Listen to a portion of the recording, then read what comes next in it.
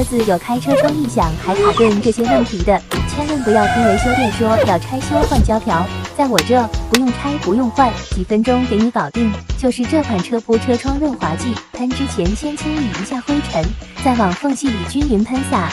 最后擦干净残留，等几分钟干燥后立马见效。升降就跟新车一样丝滑，其实导致车窗卡顿异响的根源就在胶条。环境中的灰尘污垢进到车窗内部，造成胶条皲裂老化，失去弹性。用了车铺这款车窗润滑剂，就可以降低车窗和胶条之间的摩擦，恢复胶条柔软弹性，顺滑升降，同时延缓老化，增加胶条光泽。像天窗、后视镜这些地方开启有卡顿异响也可以用，没有卡顿的也可以喷点，养护部件，预防卡顿，还不赶紧安排上？